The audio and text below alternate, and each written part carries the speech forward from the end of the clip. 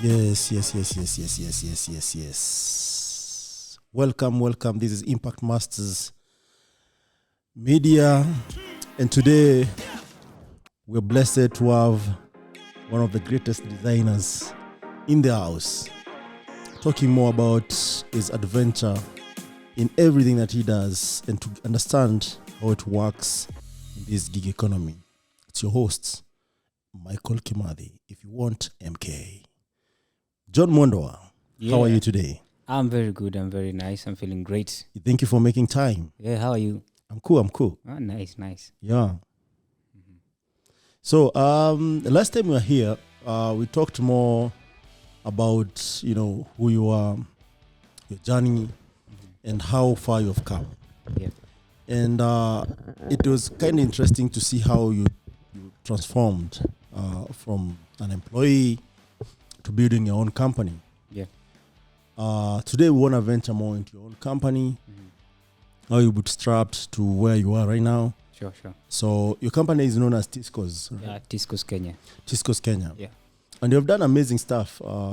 Think about it. Thank you. So I've seen some of your work, and you try to be as original as possible. Yeah. So is that journey like? So it's a journey of ups and downs. Literally. I mean, that sounds like a cliche, but it's the reality. Yeah. I think for someone who's doing their own business, ideally, the reality is that it's not always really nice. Yeah. I mean, there are bad days, then there are great days. Yeah. And all that counts at the end of the day. And I think the reality is that I set out to do something and I have to see it through. So it's one step at a time, building one brick at a time, layering each. Yeah.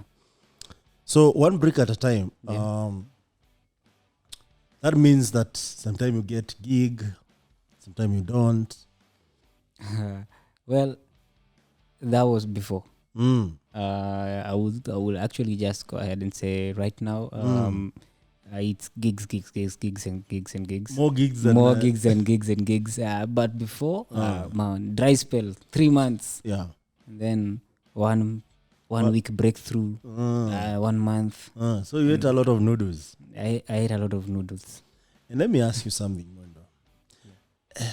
I want to know how you got to this point where you're overwhelmed by work. That there's so much work coming in. There's so many gigs coming in. Yeah. And right now you're like, there's too much work than the time you have. How did I get here? So it's interesting that I've been in the same stage ideally twice. Yeah. First, the idea is that I used to be very busy, very occupied at any time. Yeah. And I also hardly used to get good sleep. So what was happening at the end of the day is that I would probably just be engaged doing a lot of shitty work. Yeah. I'm sorry, by shitty work I mean less paying work. Yeah. Clients that are stressful.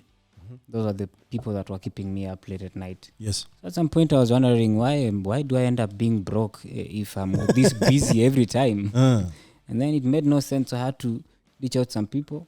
After learning from a good friend that I interacted with, Mukasa. You know Mukasa? Yeah, I know Mukasa. Yeah. We need to bring that dude here. Yeah, he's a very good guy. You should actually have a chat with him. He has a lot to say at any given time. Always, yeah. Yes. Yeah. Yeah, so we were just having a casual chat, and then he was like, I was like, so I'm very busy. I can't even do any other thing. Yes. So he was like, here's what you should do: raise your prices, and then that will cut out people by default. Yes. But then the other reality is that, of course, when you raise your prices, expect some noodles. Expect noodles, and I ate noodles, and some it was worth it from my in the long run. Yeah, it was worth it in the long run. And then obviously over time everything just starts to align. You get this client that pays well, and then this other one, they recommend you. Yes. And all that, and then all of a sudden again you're back on the same trail. You're charging this much, and then again you're starting to be overwhelmed. So again, I guess now it's time to go to the next pricing, which of course by default also goes up annually. You go the next time. Yeah, exactly. So you're saying to let down some people and then just continue. So you're saying when you're starting up, you're more busy but not smart. Yeah, you're just engaged So- doing shit. You're not creating any wealth from your work. Yeah, I mean, it's hey John, give me a logo for 1,000 bob. Dude, I need a banner, man. My friend wants to run for as an MCA. He needs a poster. You see that shit? Yeah, yeah. Then it keeps coming. Yeah. Oh, I need a social media post. Can you do that for me? Oh yeah, John, I can do it. Boom. So you're a yes man. I was a shitty ass man. Or as someone else would put it, lambistic. Yes. You are lambistic shit. Yeah. Yeah. So here you are now. You're starting to get gigs, Yeah. but there's something interesting about how you price, because I think in the tech ecosystem, sometimes pricing might be challenging. Yeah. How do you come with the right pricing? How did I come up with the right pricing? I suppose it's like you make mistakes and then you realize you need to outgrow some mistakes that you make. So for instance, how did I end up to the pricing that I have right now at the moment? Yes. You meet someone, they frustrate you because they are giving you a few coins, and then you realize, oh wait, so if I price it this way and then make these other changes, Yeah. then I can price it differently. Yes. On top of that, I learned something about pricing. And What did you learn? The fact that when you're going to sell something, be it you're meeting someone and then you want to do work for them, Yes. rather pitching to them. Yes. At first, we just used to pitch and just say, I will build you a website, I'll do your social media and all that stuff. But then again, there's the whole idea of the process. Yes. That is what I sell nowadays. I sell a process, not The originality of creating that exactly. idea. Yeah, and the process, and this is what I do, and this is what I do, and then from that you're able to scope out what will really be done, and then when you have that, I mean, if you have a figure in your head, one of the guys I used to listen to back then always said this: if you have whatever you have in mind, whether it's 10,000, triple it. So if you have 1 million, triple it. Triple it. And And then you can pitch negotiate. it. Then to my surprise, people were like, okay, some were like, hey, that's too much. I had to let some gigs go eventually. But then again, you have to stick to that sometimes because you see, you're selling a certain process and with a certain value. And this is what you're giving that person. If they don't see that, and most of the times people don't see that as shitty clients, and those people will disturb you and they will they'll come make with you more requirements, a lot of nonsense. And they always have an uncle somewhere that wants to review the design. And then that uncle knows nothing about design. So they have to, so you in the long run, you're working with 3 other people in the background whom you did not know. So they frustrate you. I see. Yeah, so eventually, I suppose pricing is the value that I think I offer. And then, of course, now, because of growth and everything, that always has to change. You have to go, you always have to think about other things. Of course, considering, again, the other thing that will affect the pricing, again, assuming now you get to hire someone else. Yeah. That means you're spending more money, right? You get a bigger office, you're spending more money. Yes. So at the end of the day, all that sort of needs to play into that picture. Yeah. And it is what it is at that point. Yeah. What you price it's what goes for you. It's like the best example I like to tell some Uber drivers that I ride with, or rather Bolt drivers. Yeah. So sometimes they're always complaining that these guys are taking 20% from us. But then again, they don't understand that these guys have actual big offices across the country, and not just these countries, and they need to run their operational costs and all that. Engineers, and the cost of engineers. And Yeah. it's a lot, right? Yeah. So you see, that is what people take into consider. Some of the things that people take into consideration. Yeah. And you cannot overlook it. If someone finds it expensive, well, another person will not find it expensive. For sure. Yeah. So assuming I'm starting up as a designer, one of the things that I consider is that I need gigs. So it's okay to take any gigs before you up your skill, or should you price what you offer at that level that you want it to be? Well, any other person, I think, and I think this is the point where I think I will differ with a lot of people, and some people will probably consider this bullshit. But at the end of the day, I think if you're going to learn and know what really goes into a lot of things, and in terms of, for instance, you don't have experience. Yes. You don't have, you don't even have a portfolio of work. So people don't know your work, right? Yeah. And then you want to just jump into the field directly and then get 100K for I don't know what. I mean, honestly, it doesn't make sense at that point. Yes. So I don't exactly tell people to take shitty jobs. Yes. But I tell people to be engaged, Mm. do work. Yes. And that means at some point you'll have to Put in work. Yeah, put in work. So you have to get that guy who wants a calendar. Your uncle will come and they want something else. Those are the people birthday, anniversary card. Exactly. And then you'll get to understand why you cannot work, for instance, with your uncles. Why you cannot price like this. Because then you have an understanding of something. It's a process. It's not, you don't just wake up one day and then price shit. Yeah. So you have to do that. To learn along the way. Yeah, you have to learn along the way. No, why am I raising this price? At the end of the day, think of it this way. You're learning how business works. Yes. And you're learning how to grow a business. And that is the process. Dude, you teach people how to design. Yeah, I teach people how to design. Can you take us through Rather, that I teach process? people design. Or even before that process. Yeah. How did you get there? How did I get to teaching? Yes. Well, I think 3 years ago, if you had come to me and tell me that I should teach, I will tell you that I can't do it.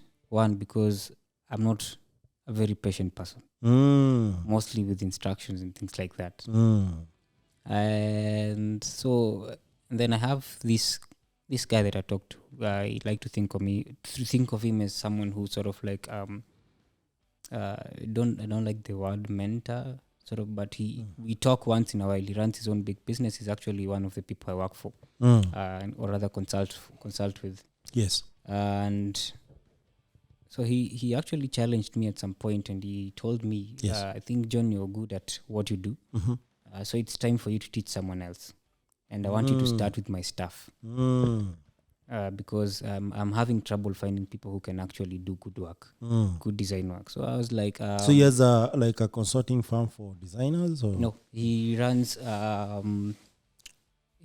he runs a company, and basically they do they do softwares as services. They have products. So it's a dev shop. It's a dev shop, exactly. And they do a lot of other things for water development. It's actually exactly that. So mostly I was the one that was doing the design work over time. So they were getting other people who are going to do the same, but again, just getting someone to do a design and then finding someone that will translate that, even just for front end alone, not with JavaScript or anything anything like that. It was hard for him to get such people. So he used to tell me I should try it now and then just start teaching people, because over time there's the idea that you cannot just die with the knowledge you have. Yes. There comes a time that you need to start transferring so that you can start thinking about the next steps. Yeah. So I was like, maybe I'll give it a shot. And then fast forward, get called, and he actually taught me, the guy that called me. Oh, he was also an instructor in the school that you went to? Yeah. Okay. So he calls me and then he tells me, hi, John. So we actually had a previous interaction with the same guy. He wanted me to onboard, but he wanted me to board an 8 to 5 kind of permanent and pensionable. Yeah. So I was like, no, I cannot give you my full day. That to me never works. I was like, okay, that didn't work. Then he called me again, and then he told me, so you can come in, you can now take your half day, and you can start teaching. And then I think he always wanted me to teach. That is actually one of the things he told me. I always wanted you to come here and teach. So the other part was like an interview or some sort of, to see how that goes. Yeah, I actually did an interview. So I came in and then I decided to settle in Yes. and do the work. So Yeah. that's how I got into teaching. Mm. And then, of course, the first class, the second class, and then you realize, oh, it takes It's something that I can do. yeah. And then I think at the end of the day, you interact with someone and then you realize you've been living in a different world Mm. completely. Like how What do you mean? so right now, for instance, Yes. if I were to teach you design right now, Yeah. my main point of where that is related to what I was saying when I said that I am impatient, is that it's hard to actually just tolerate someone who does not understand something. Because you already know it. So Yeah, you already know it. you For feel me, like, why are you not getting these simple concepts? exactly. Like I've told you, click this. This is a browser. Open it, and then you in the class, in that same class, you'll meet a student. You'll have to tell them this is a browser like 10 times. Are they opening a document, a PDF, when you tell them open? No, you tell them just open a browser. But they don't know what a They browser can't is. find it. And you've literally actually put it and then added it on the desktop. Like just tap on this button. But every time you mention browser, everything disappears. So maybe you mention Mozilla or Chrome or Yeah. No. Mm. Just tell them open a browser. Chrome is a browser, Firefox is a browser. But mostly it's Chrome that's we use by default because it's fast and all that. So you just tell them open that, and then there's nothing. So eventually you realize that you've been living in a different world. And that world is that you're impatient because you think everyone knows what you know. You live in your own world because you think everyone sort of grasps things directly. Yes. But then again, it's not the reality. You need someone that you have to tell something for 3 days without them understanding anything. Yes.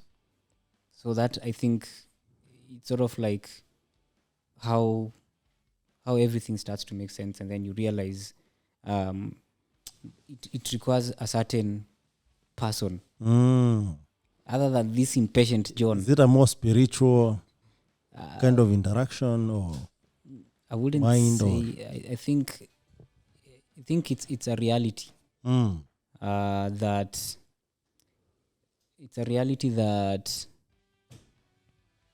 you. I think it's more of personal understanding, or rather, knowing yourself ideally. Like you're this kind of person, but for you to impact this life, there's something you need to do. Yes. And that means you need to become more patient.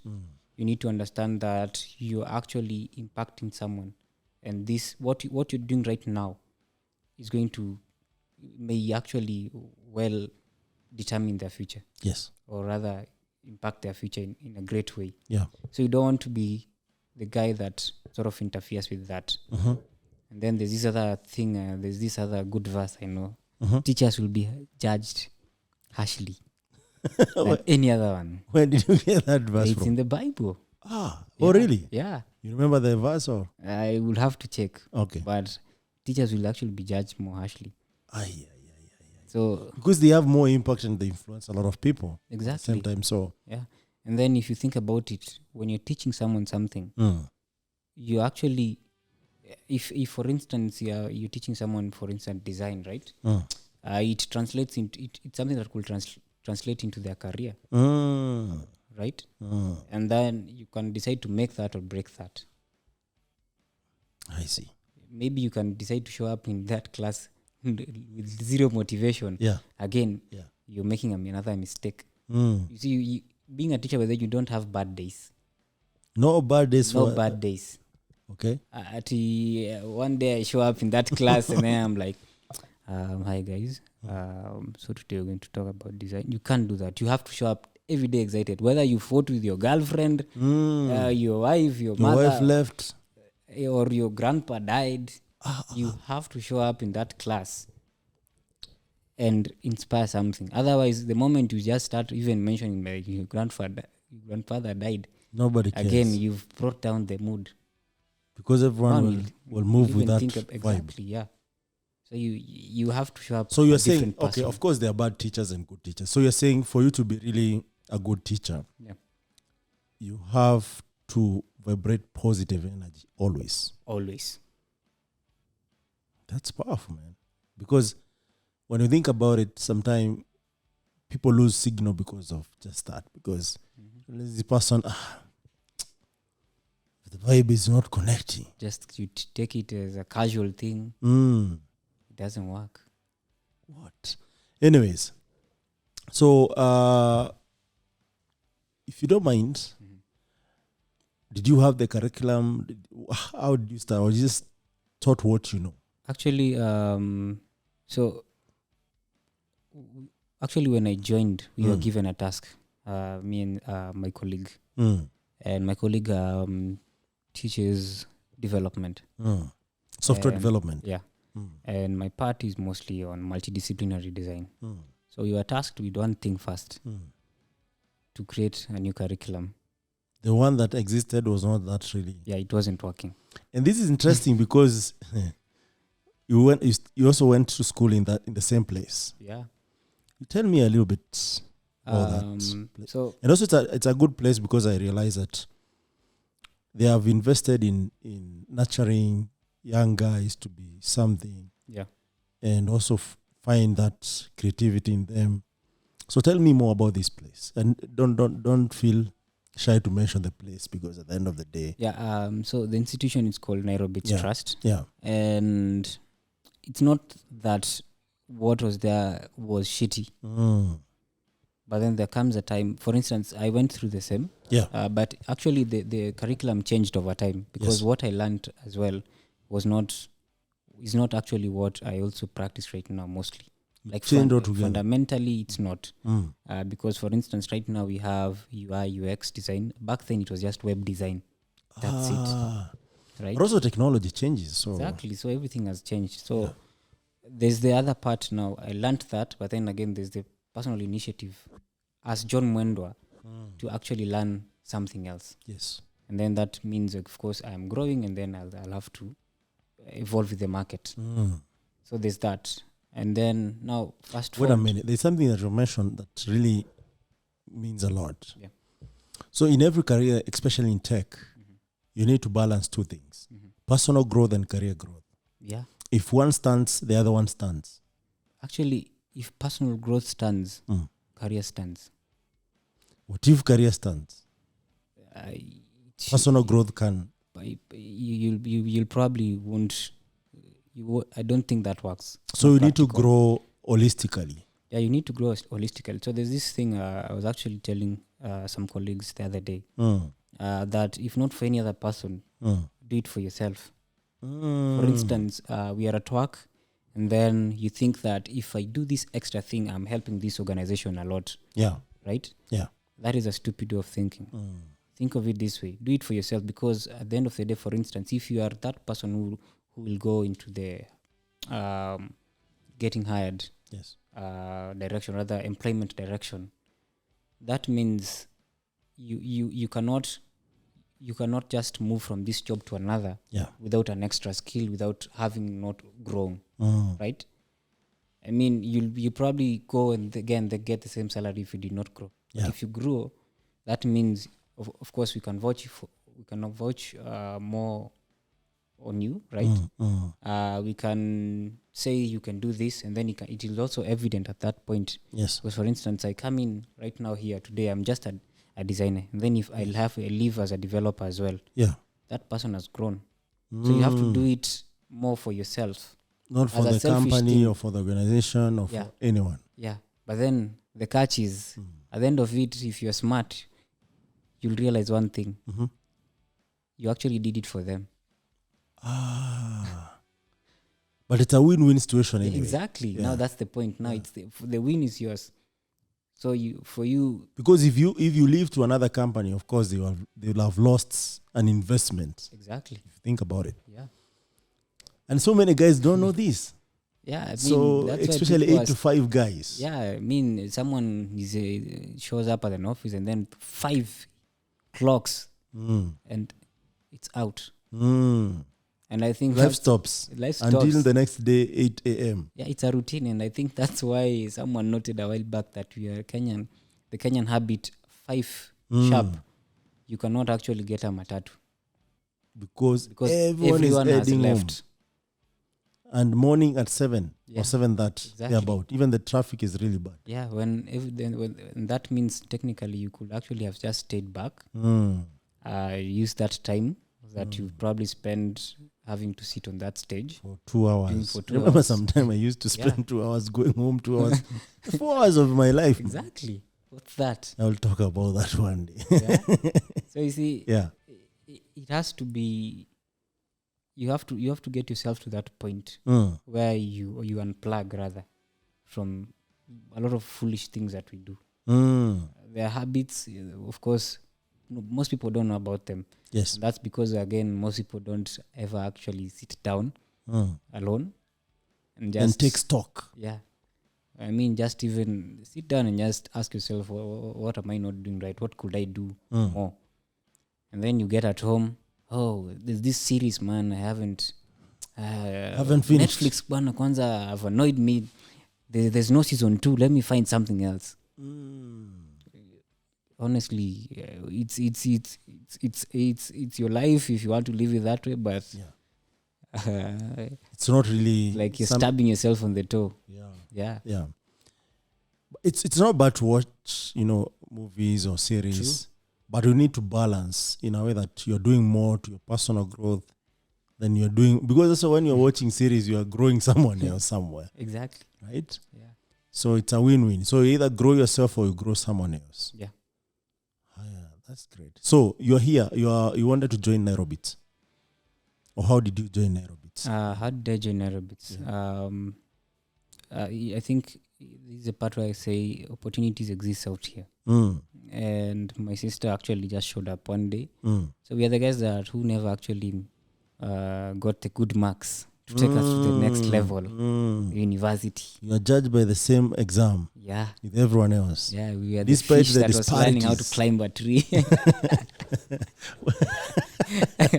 Say that again. You are the fish that was being taught how to climb a tree. And it wasn't working. And you were competing with monkeys. So that can't work. Yes.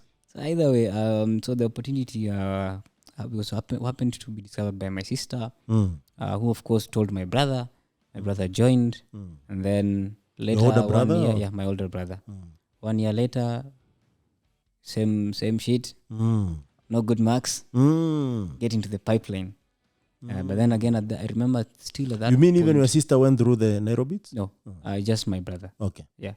So that's my brother and my sister. But before I actually joined, I was actually fresh from high school. But I had taken it around probably 6 months doing shit. So that means no, not in Nairobits. Just around. Do you know those guys that walk in the Nigerian bags and sell cups, thermos, the flasks? What do you mean? Yeah, I did that. And then a hawker or what? Yeah. In this town or in this town? Back in the village? Yeah, in this town. You used to sell. You used to sell flasks. Yeah, I used to sell flasks. How? Like how did that go? So you see, was it successful after high school? Well, it's not funny. We decided to look at. So one thing I was certain about is that I didn't want to be idle and stay around, rather hang out around with guys from Kibera. You used to live in Kibera. Yeah, I was born there. So I decided that I will not be this guy. So I got into the magazines, and then these magazines had written there, and 30,000 in 1 week. That scam is still on. Yeah. Man. It has moved to digital conversation in so I WhatsApp. Decided, as I told some of my peers back then, guys, there's an opportunity here. Let's show up. So we went there. We did training. The training, there's an actual training that happens by there. Sounds like a multi-level marketing scam. Yeah. So we did the job. You have to buy some stuff after the training? No. You were given stuff, go and sell and bring back some. Given stuff, go and sell.